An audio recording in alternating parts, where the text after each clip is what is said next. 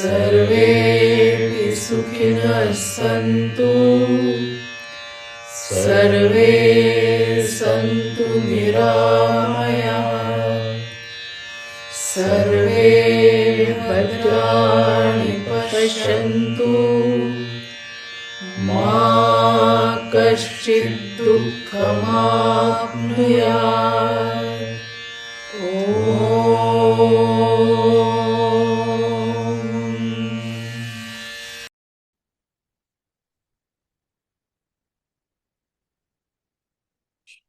नमस्कार मंडळी. आज आपण भेटू आनंदे या आपल्या मासिक सभेमध्ये ऐकणार आहोत होर्मुझ सामुद्रधुनी विषयी.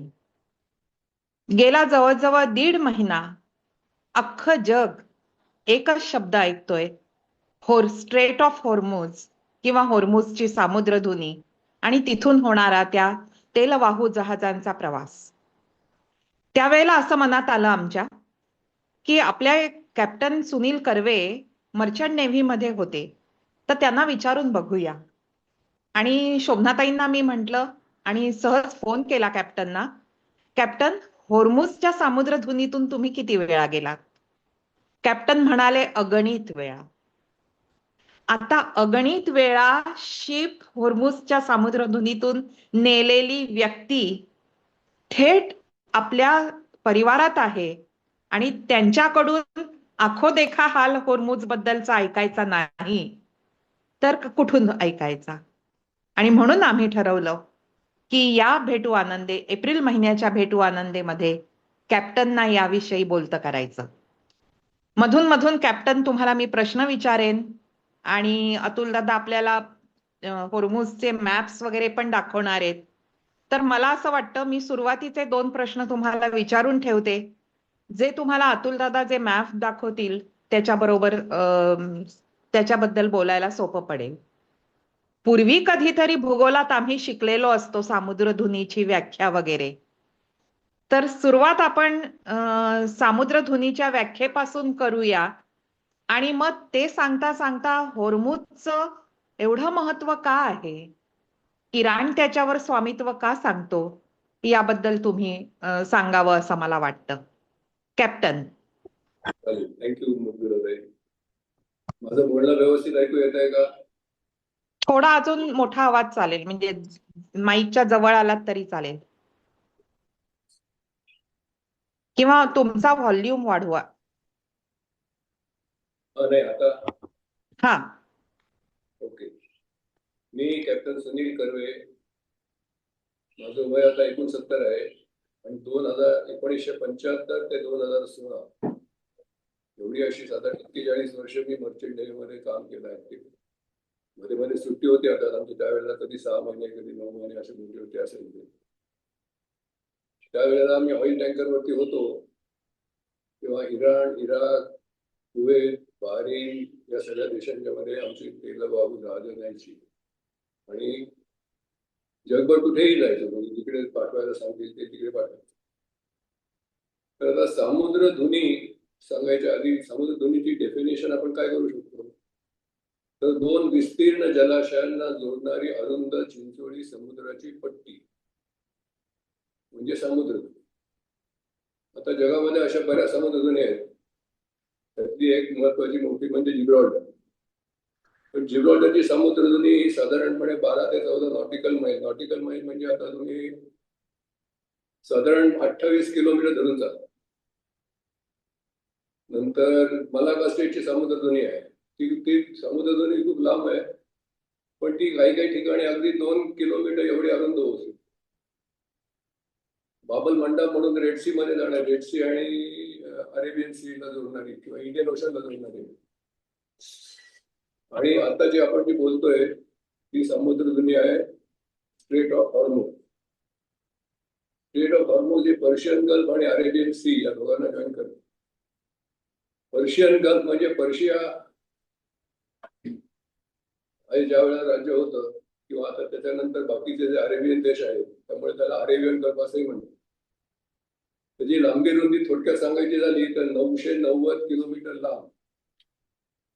म्हणजे इराणच्या सुरुवातीला स्टेट ऑफ हॉर्मुझ पासून सुरुवात केली तर बगदाद पर्यंत सुद्धा जाऊन तिथपर्यंत 990 किलोमीटर लांब होते आणि 330 किलोमीटर रुंद. म्हणजे इराण आणि अबुधाबीचं अंतर आपण जर धरलं रफली तर ते 340 किलोमीटर असेल. आणि मग ती समुद्रधुनी जी आहे समुद्रधुनी हॉर्मुझची त्याची जास्तीत जास्त रुंदी ही जवळजवळ 95 ते 97 किलोमीटर एवढी आहे. म्हणजे तुम्ही आपला जो तळेगाव ते कळंबोली हायवे एक्सप्रेसवे आहे ना त्याची जेवढी लांबी आहे तेवढी त्याची रुंदी आहे. आणि ती कमीत कमी रुंदी साधारणपणे 34 किलोमीटर एवढी होती. आणि त्याची लांबी जी आहे म्हणजे लांबी म्हणजे एका बाजूने सुरुवातून जेव्हा ती स्टेट सुरू होते तिथे अरुंद बाटलीसारखं त्याचं सुरू होतं ते 104 नॉटिकल माईल म्हणजे साधारण 170 किलोमीटर एवढी आहे. आता या समुद्रधुनीमधून जाताना येताना त्यांनी 3 किलोमीटर रुंदीच्या 2 वनवे सारखं केलेलं आहे. 3 किलोमीटर रुंदीचा एक रस्ता मध्ये 2-3 किलोमीटरची बफर आणि परत 3 किलोमीटरचा दुसरा रस्ता म्हणजे एक जाणारा एक येणारा. कारण तेलवाहू जहाज जे आहेत त्यांची जर टक्कर झाली बाय मिस्टेक सुद्धा तरी प्रचंड नुकसान होऊ शकते. आता याच्यामधनं साधारणपणे 20 मिलियन बॅरल्स 20 मिलियन म्हणजे जवळजवळ 2 करोड बॅरल म्हणजे 200 लिटर एक किंप एवढं ते दररोज तिथून बाहेर पडतं. आणि आतमध्ये जे देश आहेत ते Iran, Iraq, Kuwait, Bahrain, Saudi Arabia, Abu Dhabi, Dubai, तेरा हे सगळे ज्या आहेत त्या एकदा आपण अतुल दादांना मॅप घ्यायला सांगूया स्क्रीनवर. हा चालेल. ते लोकांना जास्त जास्त हो अतुल दादा आता तुम्ही मॅप्स दाखवलेत तरी चालेल आणि मग मॅप्सच्या आधारे आपण ते दाखवू. कॅप्टन काय म्हणतात ते आपल्याला मॅपवर आता दिसेल. अजून निळा भाग आहे. आज मॅप मध्ये खूप छोटा दिसतोय पण आता मी सांगितलं त्याची डायमेन्शन त्याची आहे.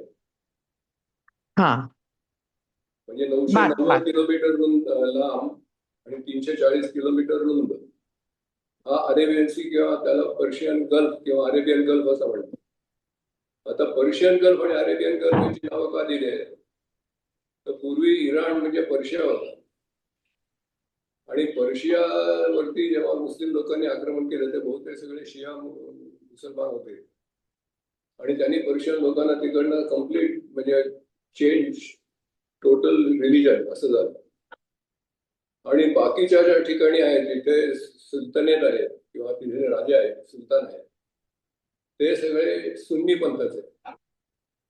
आता हॉर्मुझ हे जे बेट आहे त्या बेटाची आख्यायिका अशी की तिथे तुम्हाला गेल्यानंतर खजूर खायला मिळतील. भरपूर खजुराची झाडं आहेत म्हणून किंवा हेर मौज नावाची एक राणी होती तिच्या नावावरून हॉर्मुझ या बेटाचं नाव पडलं. आता याची एक गोष्ट अशी आहे की इराणचं जवळजवळ 80 ते 90% तेल ते या हॉर्मुझ स्ट्रेट मधूनच बाहेर पडतं.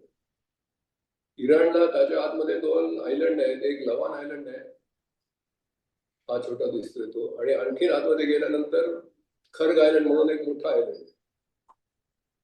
खर्ग आयलंडचं महत्व असं आहे की खर्ग आयलंड मध्ये त्यांचे रिफायनरी स्टोरेज स्पेस हे भरपूर प्रमाणात आहे आणि एकटं इराण जवळजवळ जगातलं 20% तेलाची निर्यात करू शकतो. आता पूर्वी काय झालं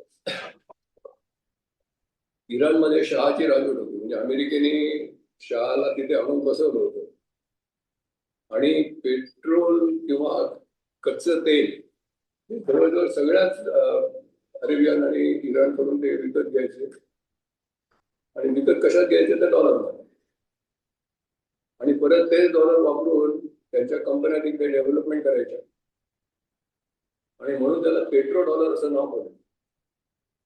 तर इराणच्या शहानी एवढा पैसा अमेरिकेमध्ये ठेवला होता, म्हणजे त्याचं कारण तो शहाच होता ना, राजा होता, त्यामुळे सगळ्यात पैसे पेट्रो डॉलर त्याच्याकडे होते. आणि त्यावेळेला इराण हे खूप वेस्टर्नाइज कंट्री अशी झाली, म्हणजे तिथे मॅकडोनाल्ड, नंतर बार, म्युझिक, डिस्को हे सगळं होत. पण 1979 मध्ये अयातोल्ला खोमेनी तिथे राजवट बदलली आणि मग शरियाचा लॉ सुरू झाला. मग तो इराणचा शाह जो होता तो अमेरिकेमध्ये गेला आणि अयातोल्ला खोमेनीची अशी मागणी होती की अमेरिकेने जे दिलेले पैसे आहेत शहाकडून ते सगळे आम्हाला परत करा. आणि अमेरिका ते परत करायला तयार नव्हती, कारण त्यांच्या बँका बंद झाल्या असते, इतके पैसे होते.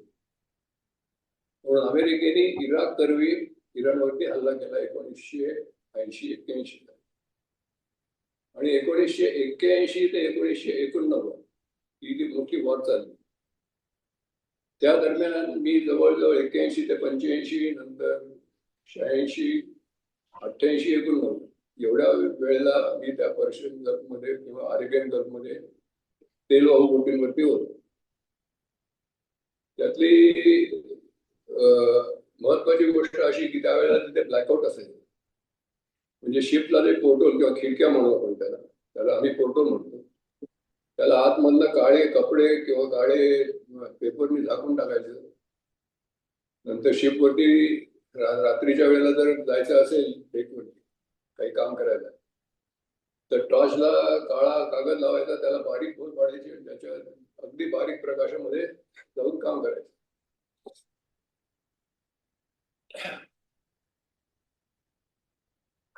म्हणजे मला हे आता विचारायचंय तुम्हाला की त्यावेळेला सुद्धा असे हे हल्ले वगैरे प्रकरण चालू होतच.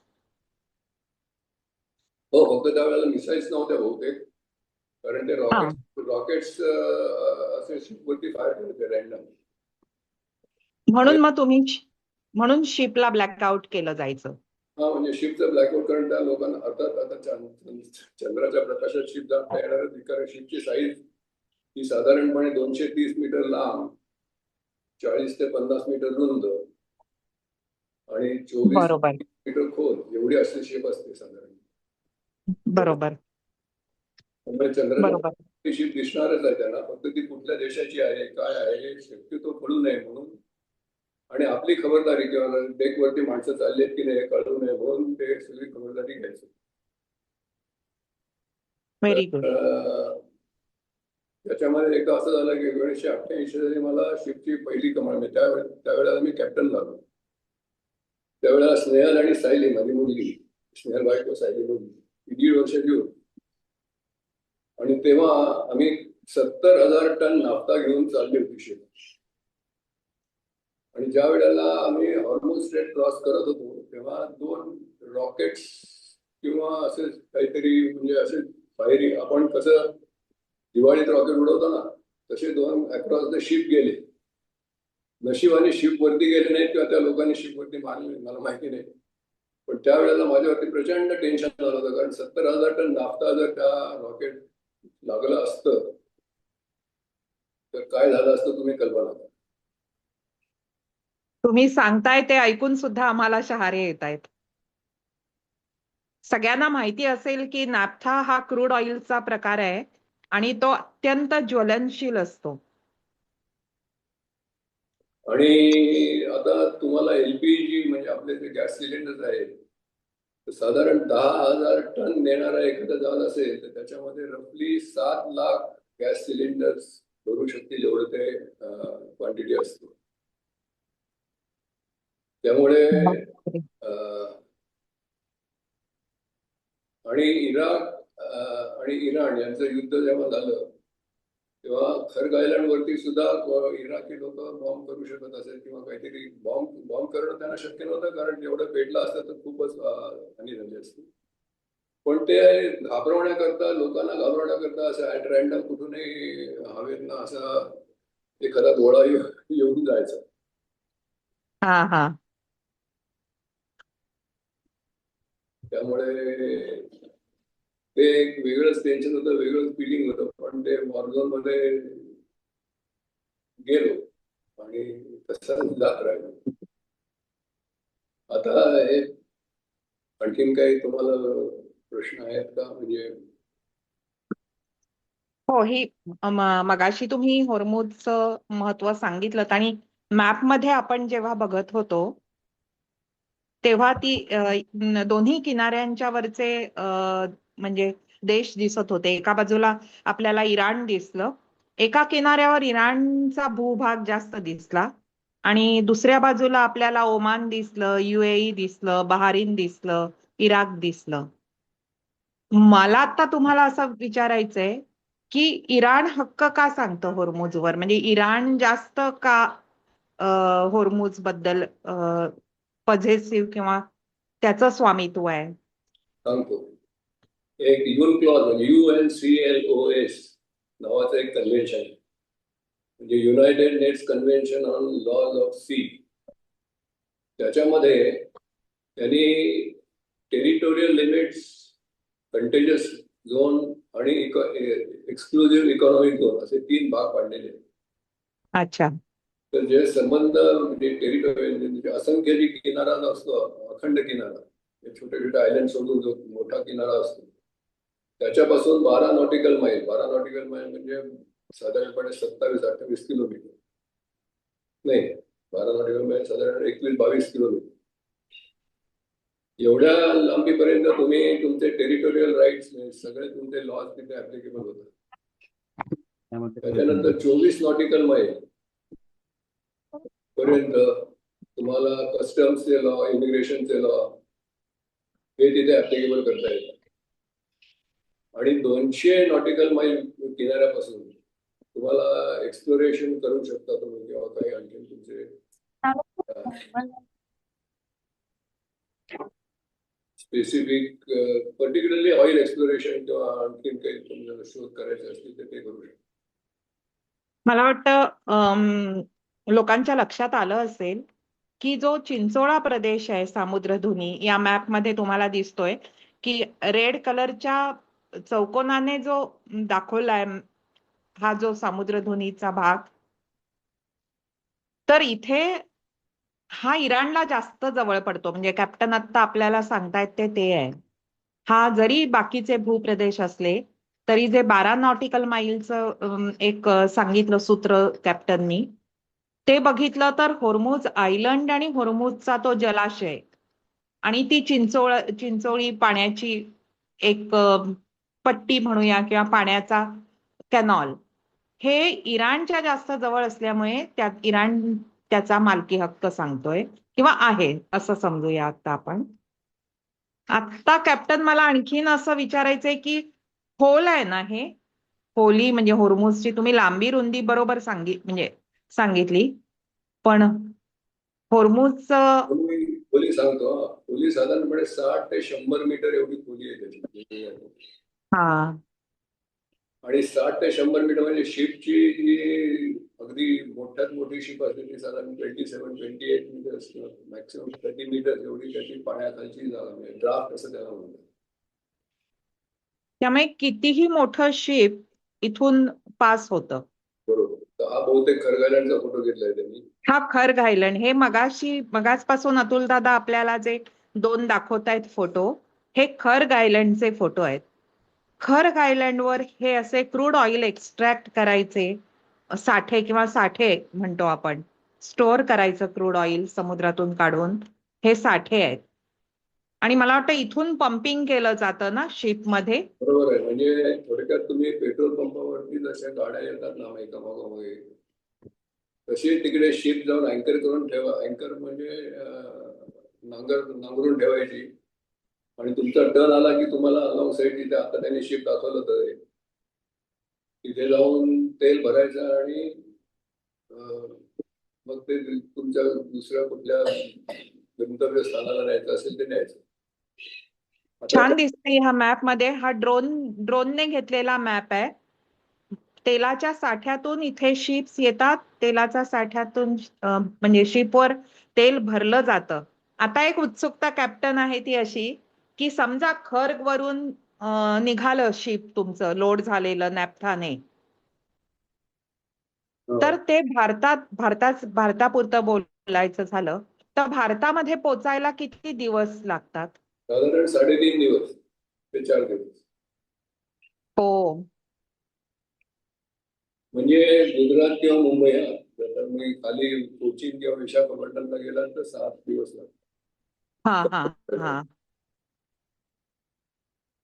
हा एक मॅप थोडा वेळ अतुल दादा आपण एक मिनिटभर ठेवूया. कॅप्टन, इथे मला वाटतं त्या होर्मुझचं जागतिक महत्व दिसतंय, तर त्याच्यावर पण एक तुम्ही सांगता का काही? काय आहे की फक्त सौदी अरेबियाला हा. रेड सी मधनं आउटलेट आहे आणि इराकला थोडं सियान मधून आउटलेट आहे, म्हणजे मेडिटेरेनियन सी मधनं आउटलेट. बाकीच्या देशांना त्यांचं तेल एक्सपोर्ट करण्याकरता हॉर्मुझ मधूनच जावं लागतं, स्टेट ऑफ हॉर्मुझ. आणि स्टेट ऑफ हॉर्मुझ मधून गेल्यानंतर ते इराण किंवा हे बाकीचे लोक काय म्हणतात की त्याच्यावरती आमचं लँडलाईन आहे, टेरिटोरियल सी आहे किंवा नाही, गोष्ट सोडून द्या. पण आता वॉर आहे, ऍक्ट ऑफ वॉर मध्ये we can act as the way we want. म्हणून त्यांनी जर फायर केलं आणि अमेरिका म्हणते की तुम्ही फायर करू नका, कारण ते इंटरनॅशनल लॉ प्रमाणे त्याला इनोसंट पॅसेज असं म्हणतात. इनोसंट पॅसेज म्हणजे काय, तर तुमच्या टेरिटोरियल बॉर्डर मधून सुद्धा आम्ही तिथे जोपर्यंत अँकर करत नाही किंवा तुमचे कस्टमचे लॉ मोडत नाही, आम्ही फक्त एका ठिकाणाहून दुसऱ्या ठिकाणी जाताना तुमच्या हद्दीतून जातो, एवढंच. तर तसं करताना युनायटेड नेशन्सच्या कन्व्हेन्शन प्रमाणे परवानगी आहे, तुम्ही अडवू शकत नाही. पण तुम्ही कधी अडवू शकता, जर war is there. In war everything is fair म्हणतात तसं. आणि आता अमेरिकेला तेलाची म्हणण्यापेक्षा अमेरिकनची economy is debt ridden economy, म्हणून त्यांनी व्हेनेझुएलावरती कॅप्चर केलं आणि व्हेनेझुएलन ऑइल घेतलं. तसंच इराणचं ऑइल, इराणचं सुद्धा जवळजवळ हेवी आउटलेट होता. पर्सेंटेजेस एक्झॅक्टली माहिती नाही, पण चायना, जपान आणि इंडिया हे 3 इराणचे मेजर बायर्स होते किंवा अजूनही आहे. कारण असं आहे की ज्या वेळेला इराणियन लाईट क्रूड हे आपण इम्पोर्ट करायचं, ते रिफाईन करण्याकरता त्यावेळेच्या रिफायनरीज बनवल्या होत्या, त्याची सगळी सामुग्री किंवा त्याची यंत्रणा ही मेनली एक, समजा तुम्ही असं धरून चला की 0.85 अशी डेन्सिटी असेल, तर बाकीच्या समजा 0.87, 0.89 किंवा 0.75 अशा जर डेन्सिटीमध्ये तेल आणली तर ते मिक्स करूनच तिथे रिफाईन करायला लागायचं. आता यंत्रणा बदलली असेल कदाचित, पण त्यामुळे Iranian light crude was very important for Indian refinery. याचा अर्थ कॅप्टन, समजा आपल्याला तेलाची टंचाई या युद्धजन्य परिस्थितीमुळे आली आणि आपण असं ठरवलं रशियाकडून क्रूड ऑइल घेऊया, तर आपल्या रिफायनरीज ते क्रूड ऑइल प्युरिफाय करू शकतील का रशियाकडून घेतलेलं किंवा अन्य सध्याच्या परिस्थितीमध्ये आपण रिफायनरीज खूप मॉडर्न केलेल्या आहेत, त्यामुळे आता कुठलंही तेल घेतलं तरी आपण रिफाईन करू शकतो, अशी माझी ऐकीव बातमी आहे. मलाही, मी पण आता सिव्हिल लाईफ सोडून सुद्धा 11 वर्ष झाली. पण आत्ताच्या refineries are having very modern equipments. मी जे सांगतोय इराणियन लाईट क्रूडवरती वेळ डिपेंडंट किंवा अजूनही असू शकते इतर रिफायनरी. दॅट वॉज इन 86, 87, 89, 90 पर्यंत.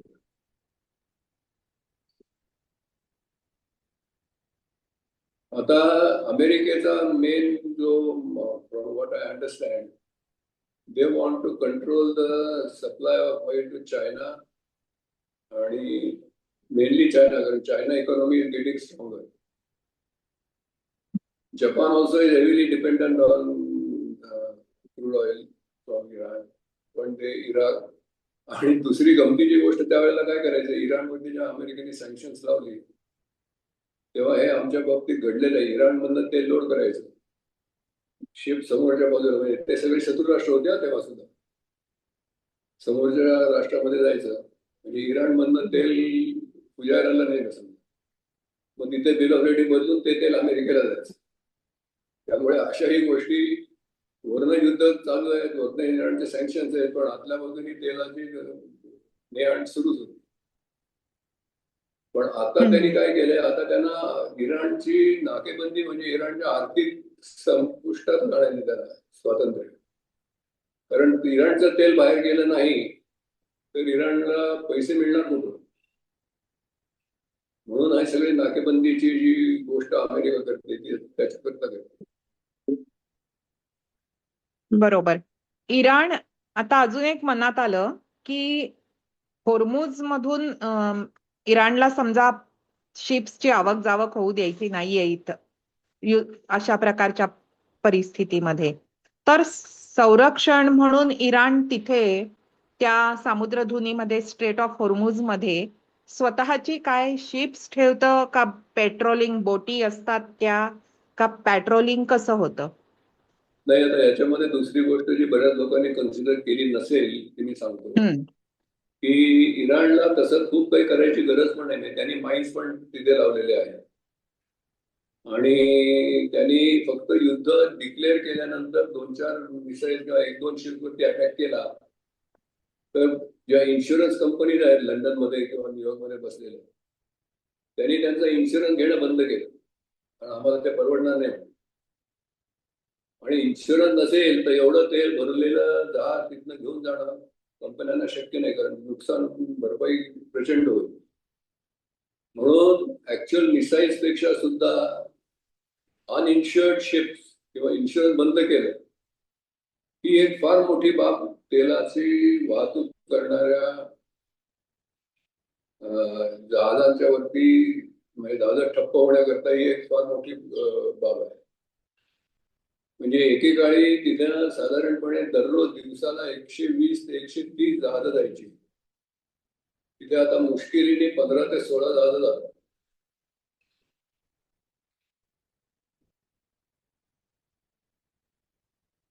म्हणजे हा त्या इन्शुरन्स आणि या पॉलिसीचा परिणाम. कुठल्या पॉलिसीचा?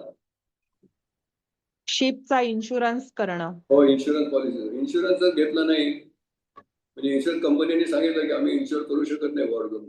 पूर्वीच्या काळी ऍडिशनल पेमेंट इन्शुरन्स करायचे. पूर्वीच्या काळी म्हणजे ज्या वेळेला मी वॉर झोन मधून जात होतो तेव्हा. इन्शुरन्स विषयावरती मी जरा बोलू का? हो, बोला ना. अगदी स्नेहल अगदी. मी इन्शुरन्स मध्ये काम केलंय आणि एस्पेशली मरीन इन्शुरन्स मध्ये मी काही पेपर दिले होते. तर आम्हाला असं असतं, इन्शुरन्स कंपन्यांचं अस्तित्व टिकवण्यासाठी आम्ही ह्या असे रिस्क घेत नाही, तर त्याला आम्ही बॅड रिस्क म्हणतो. बॅड रिस्क या अर्थानं की होस्टाईल, म्हणजे तिथं जेव्हा अराजकता निर्माण होते त्याला होस्टाईल रिस्क कव्हर करत नाही. तसंच बर्मुडा ट्रँगल, जगातलं जे बर्मुडा ट्रँगल आहे तिथेही आम्ही इन्शुरन्स घेत नाही, कारण हमखास तिथं धोका होणार किंवा त्या तिथल्या जहाजानं काहीतरी नुकसान होणार हे माहीत असतं, म्हणून आम्ही ते एक्सक्लूड करतो. बर्मुडा ट्रँगल एरियातले जे हे आहेत शिप त्या कव्हर केल्या जात नाहीत.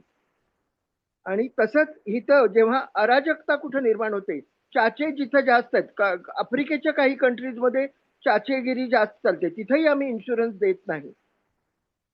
त्यामुळे हे लंडनच्या ज्या लॉइड्स कंपनी आहे, लॉइड कंपनी, ती ठरवते की काय करायचं. मरीन इन्शुरन्स मध्ये इंग्लंडची लॉइड्स कंपनी ही लीडर आहे. वा उमेशजी, थँक्यू. हा, धन्यवाद. त्याच्यामुळे आता जगाच्या तेल सप्लाय वरती खूप परिणाम झालाय. आपल्या नशिबाने रशिया आपल्याला तेल देत आहे आणि इराणचं तेल सुद्धा, कारण इराणला पैसे पाहिजेत कुठून तरी. त्यामुळे माझ्या अंदाजाने इराणचं तेल सुद्धा भारतामध्ये या ना त्या मार्गाने येत आहे. आता मधल्या काळामध्ये त्यांना पाईपलाईन टाकायची होती, पण ती पाईपलाईन टाकून झाली आहे किंवा नाही, कारण नाही तर मग शिपची जाणं येणंच बंद झालं असतं. ती पाईपलाईन चालू झाली असते. पण ती पाईपलाईन चालू करायला लागेल. पण ती पाईपलाईन पाकिस्तान मधून पण जाणार होती असं काहीतरी होतं ना? हो, म्हणजे पुन्हा धोका हा आलाच. तो धोका आला, पण काय आहे, तेलाच्या पाईपलाईनची कोणी काही करू शकणार नाही, कारण मग सगळं entire purpose will get disturb. कारण तेलाचा भडका उडला तुमच्या इथे, पाईपलाईन जर नष्ट झाली तर तुम्हाला पण पाकिस्तानला पण तेल मिळणार नाही, इंडियाला पण मिळणार नाही. आता रशिया तेल देते आणि अमेरिकेने रशियाकडनं तेल घ्या म्हणून सांगितलंय. कारण आता त्याचा इनडायरेक्ट फायदा रशियाला झाला. कारण रशियाचं तेल जे पूर्वी $12-13 काय मला एक्झॅक्टली किमती माहिती नाहीये, पण ते आता त्यांनी समजा $3-4 जरी बॅरल मागे वाढवले तरी त्यांचं एवढं प्रमाणात, प्रचंड प्रमाणात तेल तिकडे येते. पण तिकडे वेगळीच कहाणी चालू आहे. तिकडे युक्रेन आणि रशियामध्ये युद्ध चालू आहे. त्याच्याबद्दल जास्त बोलायला नको आपण आपली सीमित ठेवूया हॉर्मोजवर.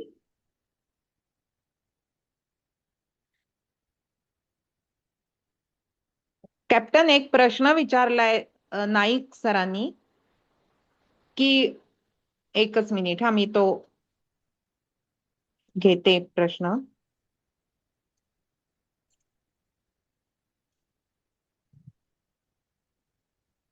किती मोठी कॅरियर स्ट्रेट ऑफ हॉर्मुझ मधून जाऊ शकते, असा प्रश्न आहे. म्हणजे मला असं वाटतंय त्यांना शिप्सची डायमेन्शन्स हवी आहेत. मी सांगितलं ना मगाशी की एक 50 मीटर रुंद, कारण शिपची डेप्थ खूप वाढत नाही आणि लांबी पण खूप वाढत नाही. हो, 250 ते 300 मीटर लांब आणि रुंदी जरी 40 मीटर पेक्षा 1-1 मीटरने वाढवली तरी 50 मीटर रुंद आणि मॅक्सिमम 28 ते 30 मीटर त्याचा ड्राफ्ट. हा, एवढी मोठी शिप स्टेट ऑफ हॉर्मोज. कारण स्टेट ऑफ हॉर्मोजचं खोली जर आपण बघितली तर ती 60 मीटर ते 100 मीटर एवढी आहे. आणि साधारणपणे असं म्हणतात की शिपच्या 10% ऑफ द ड्राफ्ट, म्हणजे 28, साधारणपणे 4 मीटर एवढी तरी खोली तुमच्या शिपच्या खाली समुद्राची खोली पाहिजे, तर तुम्ही सेफली जाऊ शकता. मग हॉर्मुझची ही खोली आहे, ही शिपला अनुकूल आहे. शिप्स इझिली शिप्स ये जा करायला अनुकूल आहे. हो, अनुकूल आहे. बरोबर. आणि मला हे विचारायचं होतं की तिथे तुम्हाला वातावरण म्हणजे हॉर्मुझच्या सामुद्रधुनीतून एक समजा तुम्ही 4 तास 3 तास असा प्रवास होत असेल तेवढ्या पाण्याच्या एरियातून, तर तिथे तापमान वगैरे हे कसं असतं? तापमान उष्णच असतं सगळीकडे. गल्फमध्ये जसं गरम असतं तसं तिकडे पण असतं. अच्छा, उष्ण तापमान आहे. त्यामुळे तिकडे ज्या वेळेला आतमध्ये जाऊन अँकरवरती किंवा नांगरून मोठी उद्या असतात, जून, जुलै, ऑगस्ट हे खूप अत्यंत गरमीचे असतात. त्यामुळे सकाळी लवकर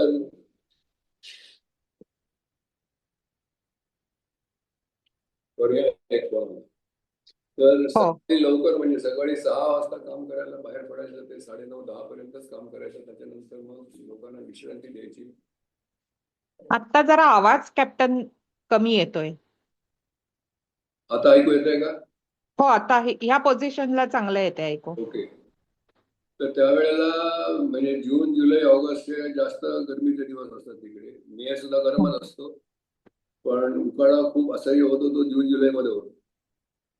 आणि तिकडे जेव्हा आतमध्ये बोटी नांगरलेल्या असतात तेव्हा लोकांना दुपारी काम करणं अशक्य असतं बोटीवरती. कारण एकतर बोट सगळी स्टीलची असते, त्यामुळे त्याला काय म्हणतो आपण, वरनं सूर्याजवळून आणि खालनं तापलेली अक्षरशः भट्टीसारखं होतं. त्यामुळे सकाळी 6:30-5:30 वाजता सुद्धा लोक कामाला जाऊ शकतात आणि 9:30 नंतर कामं बंद करतात डेकची. हो, आणि त्याच्यानंतर लिंबू सरबत आणि सॉल्टच्या गोळ्या सप्लिमेंट्स. कारण घाम येऊन म्हणजे बॉयलर सूट त्या कामाचे जे कपडे असतात त्याच्यात ते अक्षरशः पांढरे डाग पडतात, एवढं ते घाम येतं. आणि दुसरी गोष्ट म्हणजे मिस्टर म्हणजे वालुकामय वादळ असं पण होऊ शकतं. त्याच्यामुळे पण तो एक त्रास होतो. म्हणून गॉगल्स बरोबर. घालून म्हणजे आता त्याची वॉर्निंग मिळते, पण काही काही वेळेला विदाउट वॉर्निंग सडनली वारा आला, वाऱ्याबरोबर बारीक वाळू पण येते, डोळ्यामध्ये जाऊन कानामध्ये जाऊन पण त्रास होतो.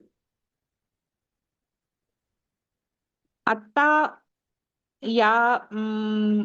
या काळात अजून एक शब्द ऐकू येत होता, फ्लॅगशिप्स. म्हणजे इराणने इंडियाचा फ्लॅग असलेलं शिप सोडलं किंवा परवानगी दिली होर्मुझ मधून. हा, काय असतं तर फ्लॅगशिप आपल्याकडे कसं MH12 म्हणजे महाराष्ट्र रजिस्ट्रेशन, तसं शिप वरती शिपची पोर्ट ऑफ रजिस्ट्री कंपल्सरी असते. म्हणजे शिप कुठल्या तरी पोर्ट मध्ये रजिस्टर करावं लागतं. तर इंडियन शिप असेल तर ती बॉम्बे किंवा कलकत्ता किंवा कोचीन अशा ठिकाणी रजिस्टर करायला लागते. आणि इंडियन फ्लॅग असतो, म्हणजे त्या देशाचं ते जहाज आहे ते त्या देशाचा इंडियन फ्लॅग असतो. तर अशी फ्लॅगशिप म्हणजे नॉट नेव्हीची फ्लॅगशिप असं नाही, तर तुमच्या देशाची आयडेंटिटी, तुम्ही कुठला फ्लॅग कॅरी करता. आता त्याच्यामध्ये सुद्धा मार्शल आयलंड वगैरे असे काही फ्लॅग ऑफ कन्व्हिनियन्स आहे की जिथे टॅक्सेशन खूप कमी आहे.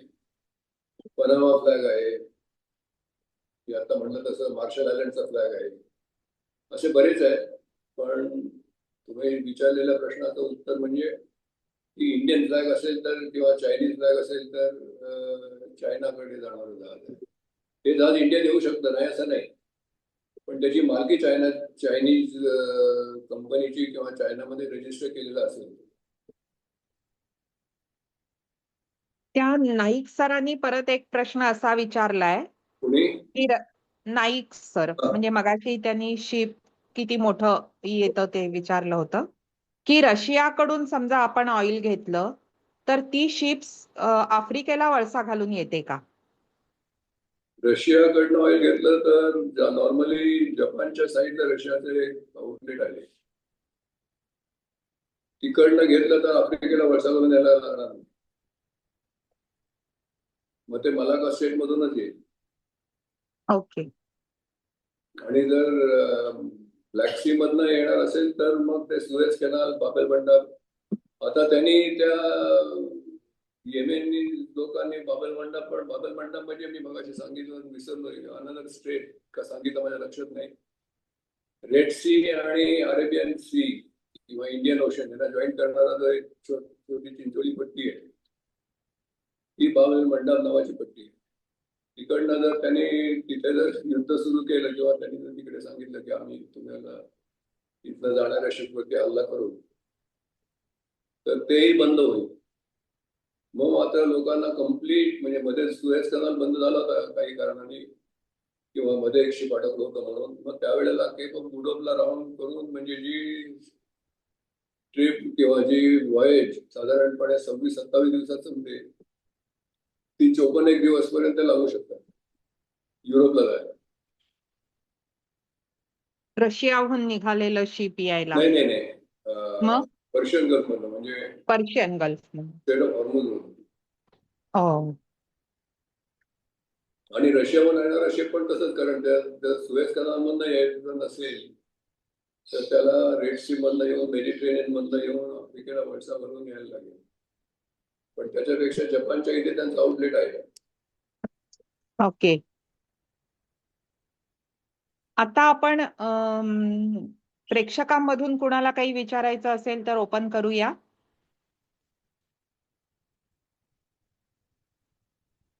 प्रेक्षक कॅप्टन, असं करूया आपण?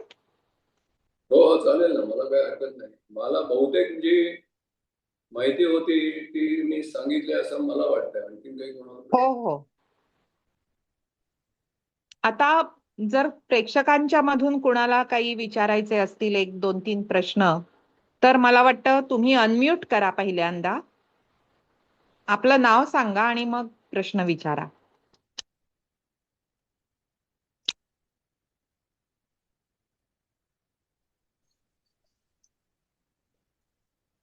उमेश सलगर बोलतोय. बोला. मला एक प्रश्न जरा वेगळा विचारायचा होता. आम्ही जे भूगोलामध्ये अभ्यास केला, पनामा कॅलवा किंवा सुएज कालवा, हे सगळे तुम्ही बघितलेत का हो? पनामा आणि सुएज वगैरे, हो, मी बघितले. म्हणजे त्यातून पास केलंय तुम्ही पनामाच्या का ह्याच्यात? म्हणजे अमेरिकेच्या उत्तर अमेरिका दक्षिण अमेरिकेच्या मध्ये पनामा येतो आणि बरोबर इकडे मध्ये तिथं सुएज कालवा येतो. बरोबर. मग इथं तुम्हाला तिथं काही अडचणी त्यावेळेला फेस कराव्या लागल्या का? नाही, विशेष काही नाही. अच्छा. किंवा कधी चाच्यांच्या हल्ल्याला तोंड द्यावं लागलं का? चाचे जे असतात. चाच्यांचे हल्ले वेगळी, म्हणजे आता ते सोमालियनचे पायरेट्स आहेत, that is a complete different story all together. हा, पण पूर्वीपासून चाचेगिरी म्हणजे लोक शिपवरती यायचे. ते कसं करायचे, तर अंगावरती तेल लावायचे समजा, म्हणजे त्यांना पकडलं तर त्या तेलामध्ये ते निघून जाऊ शकतो. हा, आणि दोन छोट्या बोटींच्या मध्ये दोरखंड लावायचा आणि शिपच्या पुढच्या बाजूला येऊन ते दोरखंड शिप मध्ये असा अडकला शिपच्या बाजूला की दोन्ही बाजूनी बोटी जवळ येतात. त्यांच्या छोट्या बोटी असतात, म्हणजे खूप मोठ्या बोटी नसतात. हा, हा. आणि मग त्याच्यातनं ते वरती हुक टाकून वरती येतात आणि शिपचे रोप्स किंवा जे काही पटकन मिळेल ते घेऊन जायचं. किंवा सिंगापूर स्टेट मध्ये एक वेगळा प्रकारचा होता. त्यावेळेला US डॉलरमध्ये पेमेंट व्हायचं आणि म्हणजे कॅश मध्ये पेमेंट व्हायचं. तर त्या लोकांना कशी माहिती मिळायची, आता ते एजंट किंवा बँकेच्या थ्रू किंवा कोणीतरी एवढी कॅश काढली वगैरे असेल, त्याची इन्फॉर्मेशन टेक्नॉलॉजी काय होती माहिती नाही. ज्या शिपवरती आणि सिंगापूरमध्ये त्यावेळेला कमिशन खूप कमी होतं किंवा नव्हतंच, म्हणून most of the shipping company used to take dollars in Singapore, US dollars, आणि give it to the ship. म्हणजे शिपवरती त्यावेळेला $100,000, कारण 2-2 महिन्याचा पगार झालेला असायचा लोकांचा. पैसे लुटायला आणि असे पैसे आले की मग ही चाचे लोक यायचे ऍट रॅन्डम कुठल्या तरी एखाद्या शिपवरती. बहुतेक वेळेला इंडोनेशियन लोकांची बोटी असायची आणि मग कॅप्टनला गन पॉइंट वरती ठेवून किंवा मग त्यांच्याकडे आपण जो ऍडव्हान्स पेमेंटचं शीट असतं की तुम्हाला एवढे एवढे पैसे दिले, त्या लोकांना हे माहिती होतं. त्यामुळे त्या ऍडव्हान्स शीटवर तुमच्याकडे किती पैसे आहेत, मग म्हणून मग काही काही वेळेला काय करायचं, शीटमध्ये थोडेसे कॅश शीटच्या स्लीपमध्ये ठेवायला लागायचे. तिथे लोक आले की त्यांना ते आणि ठेवून. मग काही काही वेळेला शिपचा टेप रेकॉर्डर, टीव्ही जे काही मिळेल ते हातात घेऊन जायचं. अशी पण चाचेगिरी होती. पण ही जी सोमालियन चाचेगिरी खूप वेगळी. अच्छा. आणि आता तुम्ही हे चाचेगिरीचं सांगितलं त्यावेळेला माझ्या आता मनात आलं की समजा शिपवर आणीबाणीचा प्रसंग आला आणि तुम्हाला सगळ्या शिपवरच्या लोकांना लाईफ बोटीमध्ये किंवा लाईफ जॅकेट घालून तुम्हाला समुद्रात उडी वगैरे मारावी लागली, अशा वेळेला तुम्ही काही दक्षता घेत होतात शिपवर?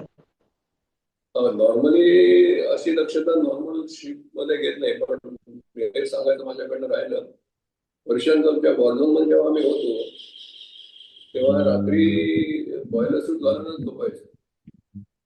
आणि तुमचे महत्वाचे जे डॉक्युमेंट्स असतात, म्हणजे CDC किंवा continuous discharge certificate, which is another identification parallel to passport, applied only for shipping ticket, किंवा पासपोर्ट किंवा थोडेसे पैसे, असं एका प्लास्टिकच्या फोल्डरमध्ये पॅक करून त्याला अशी चांगली जाड नाही पण ती टोचणार नाही अशी दोरीने बांधून ते खिशात ठेवायचं. म्हणजे जर समजा रात्री अटॅक झाला आणि तुम्हाला काही स्वतःला वाचवायचं, उडी मारायला लागली पाण्यामध्ये, लाईफबोट मध्ये उतरायला जमलं नाही, तर निदान तुमची आयडेंटिटी तरी तुमच्याकडे असावी, म्हणून अशी खबरदारी आम्ही तिथे घ्यायचो. हे सगळं ट्रेनिंग मध्ये शिकवलं जात असतं का? ट्रेनिंग मध्ये नाही, पण शिपवरती ऑनबोर्ड ट्रेनिंग असतं ना, किंवा ऑनबोर्ड आता प्रत्येक कंपनीचे एक्सरसाइजेस असतात की तुम्ही आता वॉर्झोन मधून जाताय तर काय प्रिकॉशन घ्या, -0 टेम्परेचर मधून जाताय तर काय प्रिकॉशन घ्या. तर अशा प्रिकॉशन्स म्हणजे काही काय म्हणतात त्याला इन सिटू, म्हणजे इन सिच्युएशन, जशी सिच्युएशन असेल त्याप्रमाणे तुम्ही त्याचा मार्ग शोधायचा. बरोबर.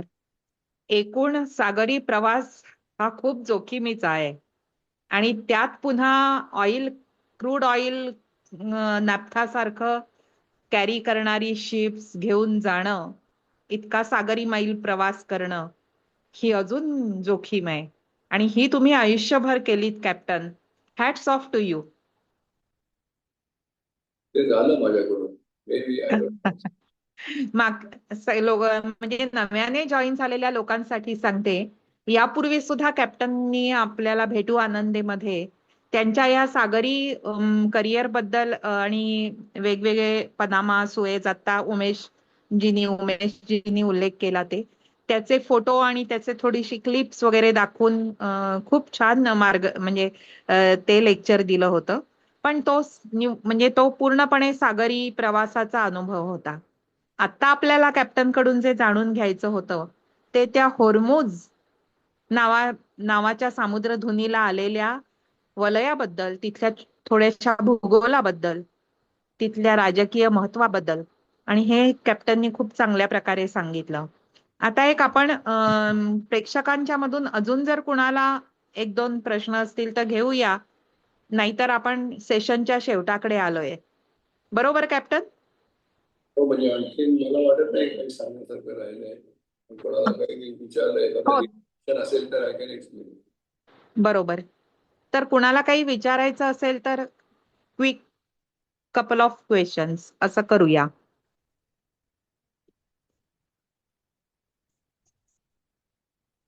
सगळेजण म्यूट आहात.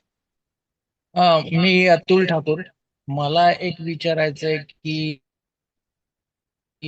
इतकं एक्सपेन्सिव्ह असं सामान वगैरे नेणार मर्चंट नेव्ही, आणि आता असं तुम्ही सांगितलं की चाच्यांचा त्रास कधी कधी होऊ शकतो, तर मला हे विचारायचं होतं की म्हणजे स्वतः शिपची काय सिक्युरिटी सिस्टम असते, म्हणजे एवढं सामान नेताना त्यांचे काही गार्ड्स, त्यांच्याकडे काही हत्यार, त्यांच्याकडे असं काही असतं का?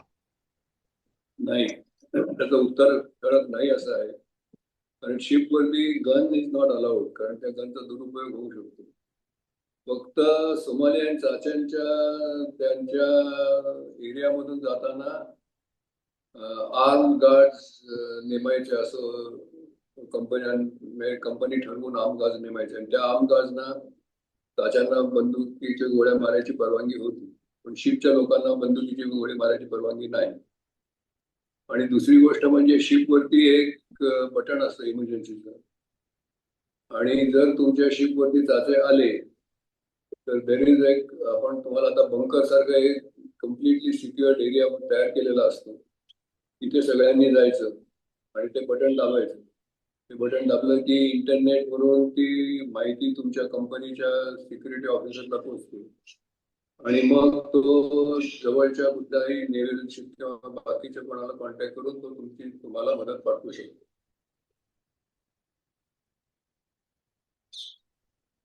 आय होप मी एक प्रश्न विचारू का? मी गौरी देशमुख आहे. बोला मी एक प्रश्न विचारू शकते का? बोला गौरी ताई. हा, नाही, मला असं नक्की माहिती नाही, पण बऱ्याचदा वाचनामध्ये, पेपरमध्ये असं येतं की भारतीय म्हणजे नौदल मला माहिती नाही असं, पण काही सागरी क्षेत्रांमध्ये ह्या चाच्यांच्या विरुद्धची सगळी जबाबदारी भारतीय काही ह्यांनी घेतलेली आहे. तर हे नक्की काय असतं की भारतांनी इकडे चाचे पकडले, ह्या समुद्र क्षेत्रामध्ये तिकडे पकडले, असं काहीतरी आपण पेपरमध्ये वाचतो की ह्या सागरी क्षेत्राचं जबाबदारी घेतली, हे नक्की काय आहे?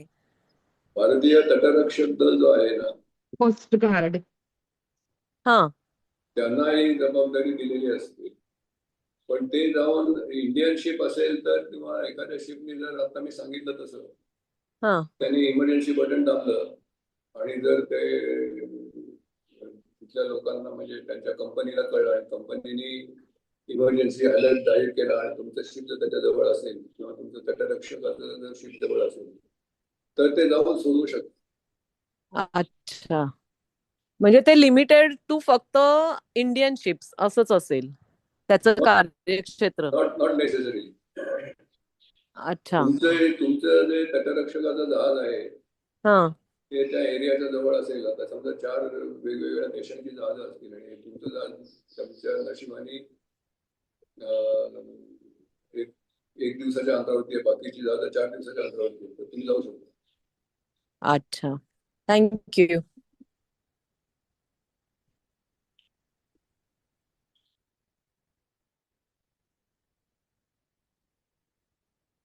अजून कोणी विचारणारे प्रश्न की आपण सेशन चा समारोप करूया?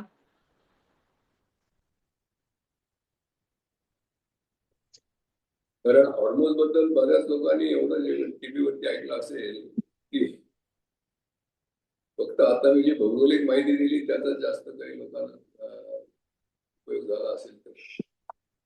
नाही, टीव्हीवर ऐकलंय आणि कदाचित ते बघितल्यात पण त्या सगळ्या शिप्स म्हणजे अॅनिमेटेड फॉर्म मध्ये बघितलंय सगळ्यांनी आम्ही, की त्या अॅनिमेशन करून दाखवत होते की शिप्स किती तिथे अडकल्यात दोन्ही बाजूला वगैरे.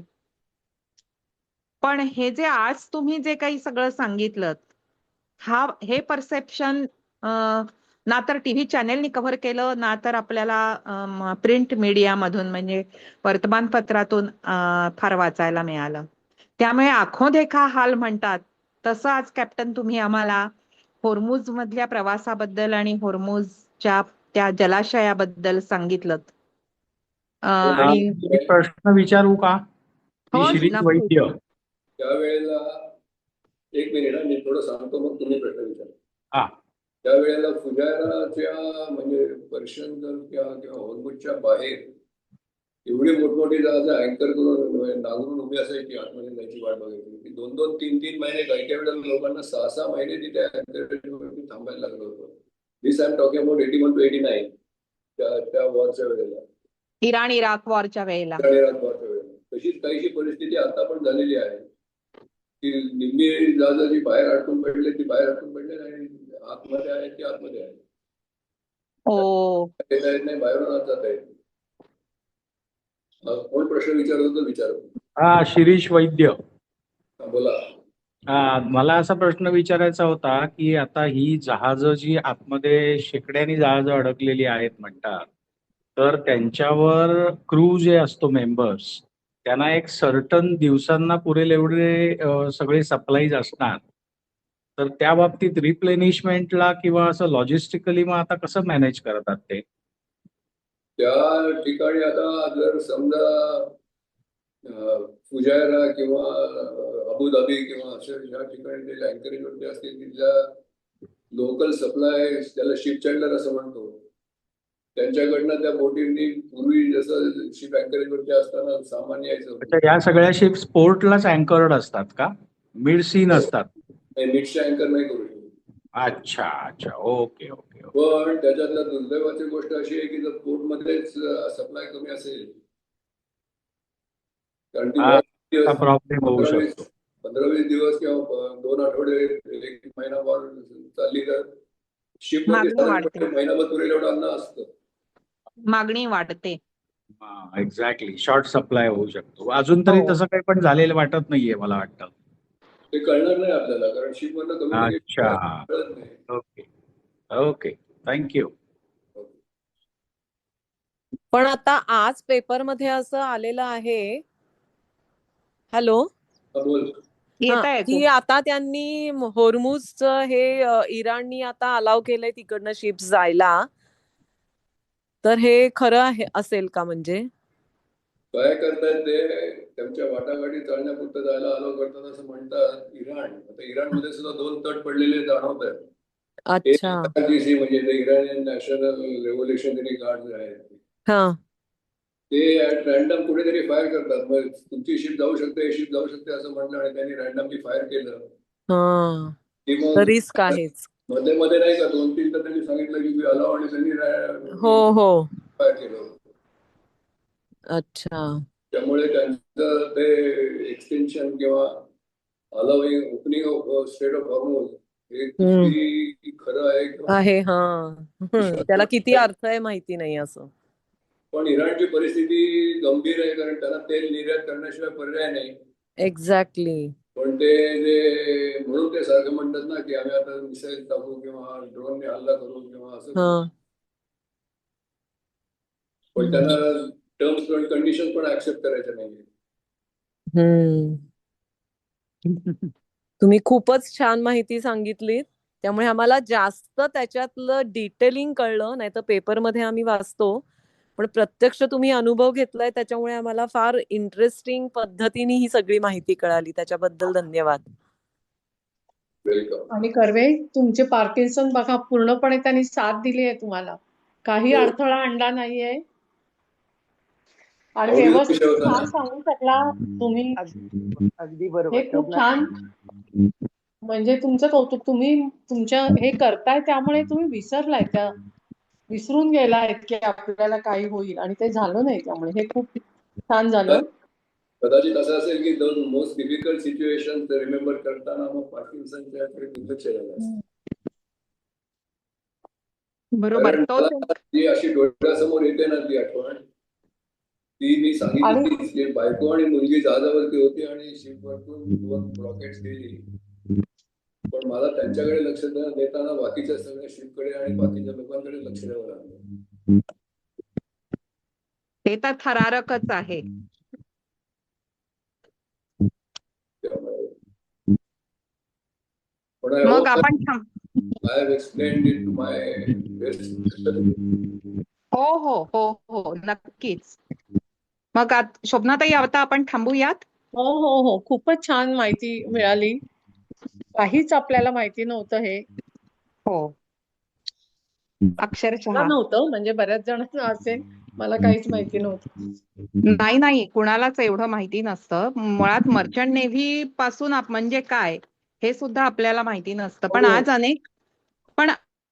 अनेक पारिभाषिक शब्द आम्हाला कळले. हो. अनेक डोळ्यासमोर आम्ही थोडंसं आणू शकलो. आणि सैन्यात कारण जेवढं काम करणं ह्याचं आहे, तसंच हे पण काम मोठं जोखीम रिस्क आहे. असणारं आणि हो जोखमीचं आहे. हो, प्रचंड जोखमीचं काम आहे हे, असं एकूण सगळं दिसतंय. तुम्ही ते आम्हाला सगळं डोळ्यासमोर आणण्यात यशस्वी झालात आणि आमच्या सगळ्यांच्या मनामध्ये याबद्दलची एक कल्पना चित्र तयार झालं आणि ते खूप रम्य आणि छान आहे. म्हणजे मला तर ते खर्च, ऑइल साठे, ते फोटोग्राफ्स किंवा त्या सामुद्रधुनीचा तो वळण, आकार, हे सगळं बघून मला खूप थरारक वाटलं. आणि अजून एक वैयक्तिक संदर्भ सांगते मी फक्त एका मिनिटामध्ये, की नुकताच आम्ही लक्षद्वीप बेटावर पर्यटनाला गेलो होतो. तर लक्षद्वीपला जेव्हा विमान उतरत होतं तेव्हा ते बेट आम्हाला जे दिसलं, आणि संपूर्ण चारी बाजूनी सागराने वेढलेलं होतं ते. आणि दुसऱ्या दिवशी तिथे कॉर्डिलिया नावाची क्रूज आली आणि ती कॉर्डिलिया क्रूज संध्याकाळी गेली.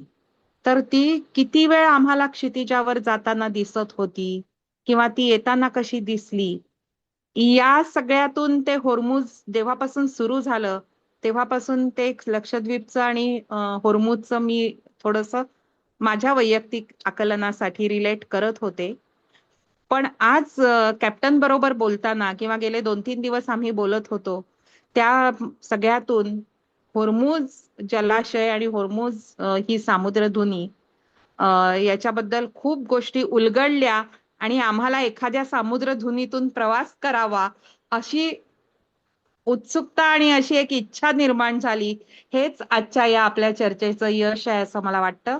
कॅप्टन सुनील कर्वे, तुम्ही छोट्याशा विनंतीला आमच्या मान देऊन आजचं हे सुरेख सेशन केलं, याबद्दल पार्किन्सन्स मित्रमंडळातर्फे तुमचे मनपूर्वक आभार. आम्ही ऐन वेळेला डॉक्टर अतुल ठाकूरना, म्हणजे अतुल दादांना आपल्या मॅप्स दाखवायची विनंती केली. नेहमीप्रमाणे अतुल दादांनी होस्ट तर केलंच टेक्निकली हे सेशन, पण मॅप्सही व्यवस्थित स्लाइड्स त्या आपल्याला दाखवल्या. याबद्दल अतुल दादांचे मनपूर्वक आभार. आज या निमित्ताने कॅप्टन कर्वेंचे काही स्नेही किंवा आपल्या पार्किन्सन्स मंडळ परिवारामध्ये नव्याने जॉईन झालेले अनेक जण सामील झाले. मला वाटतं जवळजवळ 50 जण आज उपस्थित आहेत. 50 जण याचा अर्थ 50 गुणिले 2 साधारणपणे केलं तर 80च्या पुढे आपण सगळेजण प्रत्यक्ष आज हे सेशन ऐकत होतो. उपस्थित असलेल्या सर्वांचे मनपूर्वक आभार. आणि हे सेशन झालं असं श्यामलाताई, शोभनाताई यांच्या परवानगीने मी मृदुला कर्णी जाहीर करते आणि आपण आता थांबतोय. नमस्कार. एकच मिनिट मृदुला, हा विषय घ्यावा हे मृदुलाला सुचलं हे मला तिचं खूप कौतुकाचं वाटलं. आणि कर्वे आता तासभर जवळजवळ बोलतायत तेही कौतुकाचं वाटलं. आपल्याकडे असे अनेक क्षेत्रात ते लोक असतील, त्यांच्या पण ज्ञानाचा मला वाटतं आपण असाच फायदा घ्यायला पाहिजे. पण नक्कीच. मृदुलाचे आभार न मानता मी कौतुक करते ह्या दोघांचं. तेवढंच, म्हणजे बाकी माझ्याकडून सांगताना काही चूक झालं असेल तर क्षमस्व. खूप नाही छान नाही झालं. कॅप्टन, चूक काहीच नाही झाली. उलट तुम्ही कितीतरी डिटेल्स आम्हाला छान सांगितले. आवाज खणखणीत होता. आणि 2-4 दिवस तुमचं पार्किन्सन थांबला असेल बहुतेक. हे सगळं तुम्हाला नॉस्टॅल्जिक, त्याच्यावर विचार करणं, अनेक आठवणी, कितीतरी गोष्टी ह्याच्यातनं तुम्हाला सगळे त्या समुद्रधुनीतून जाताना येतानाचे प्रवास आठवले असतील. हे मला वाटतं खूप छान झालं. हे मृदुलाने हे काम खूप छान केलं की तुम्हाला कामाला त्याबद्दल मी तुमच्या सगळ्यांचे खूप खूप आभार मानते. स्नेहलला काही सांगायचंय का? नाही नाही, यांनी सगळं इतकं छान सांगितलं. मला पण ते म्हणजे जुने दिवस आठवले. हो ना. तो म्हणजे स्नेहल आणि सायली बोटीवर असतानाचा प्रसंग तर म्हणजे आम्ही गप्पा मारत असताना पण त्यांनी तो सांगितला. म्हणजे जीव मुठीत हा शब्दप्रयोग त्या दिवशी कळला असेल. जीव मुठीत धरून असणं म्हणजे काय. आणि सातत्याने आपला नवरा असा आहे आणि तो जीव मुठीत आपल्याला सततच घरी राहायचं, त्यावेळेला काळजी असतेच ना. काय काय घडत असतं इतक्या वर्षात, किती काय काय घडलं असेल. हो ना. हो ना. आणि पूर्वी काही संपर्काची साधनही नव्हती. म्हणजे पत्र हा एकच हे होता. मोबाईल्स नाही, फोन नाही. आणि पत्र सुद्धा ते अंदाजाने त्या पोर्टवर पाठवायचं ना. नाही, पत्र ऑफिसच्या पत्त्यावर पाठवायचं. मग ऑफिस ते शिप जिथे पोर्ट मध्ये येतील तिथे पाठवायचं. असं म्हणजे वेळ आपण लागत असेल महिनाभराने वगैरे मिळेल असं ते असायचं. अरे बापरे. ही 81 ते 85 ची कथा आहे. हा नाही नाही, जवळजवळ 88, 89, 90 पर्यंत तरी तसंच होतं. आणि मग सॅटेलाइट फोन आले का? हा. त्याच्यातली एक गंमत जाता जाता सांगतो. आपल्याकडे मिनिकॉय आयलंड म्हणून जो आयलंड आहे ना, हो, मिनिकॉय बेट, लक्षद्वीप मिनिकॉय, जवळजवळ एक 60-70% लोक त्यातले सगळे शिपवरती काम करणारे आहेत. हो ना. तर त्याच्यामध्ये असं असायचं की शिपवरून जाताना बाटलीमध्ये पत्र भरून तिथे टाकलं की त्यांच्या ज्या मच्छीमारी बोटी असतात त्या बाटलीतलं पत्र तुमच्या घरी पोहोचू शकायचे. आयडिया भारी आहे. आणि असं केलेलं आहे, म्हणजे असं करून मी हे प्रत्यक्ष अनुभवलेलं आहे. म्हणजे मस्कत मधनं तेल लोड करून ऑस्ट्रेलियाला जाणार असेल तर तिथे साधारणपणे 18-19 दिवसाची वॉयज असेल तर 3-4 दिवसांनी ते पत्र बाटलीमध्ये टाकून मिनिकॉयच्या जवळनं टाकलं की त्यांचे ते मासेमारी लोक बरोबर ते पकडायचे, बाटलीत पत्र बघायचे आणि तुमच्या त्या अर्थात त्या पत्रावरती पत्ता वगैरे लिहिलेला असायचा, पण ते पोस्ट. अरे वा. पण म्हणजे इथे असा आता म्हणजे हा शब्द वापरतात ना, सेटिंग किंवा फिक्सिंग, असं काही असायचं का? म्हणजे हे सिग्नलिंग कसं व्हायचं? नाही नाही नाही, आपण जाताना टाकायचं आणि होपफुली ते कलेक्ट करतात आणि त्यांना अशा म्हणजे रॅन्डमली. आणि मी आता म्हटलं तसं 60% लोक शिपिंग मध्ये असल्यामुळे त्यांना ते माहिती होतं की त्यांना किती महत्त्व. अरे वा, ही पण एक नवीन गोष्ट कळली. अर्थात त्याला खूप वर्ष झाली, पण तसं व्हायचं. हो. ओके, चालेल. अतुल दादा, सेशन थांबूया.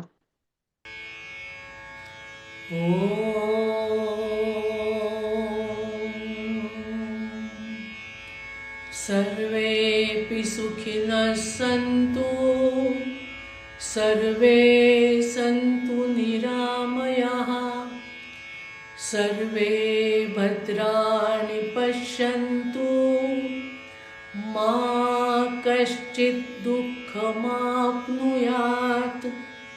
ॐ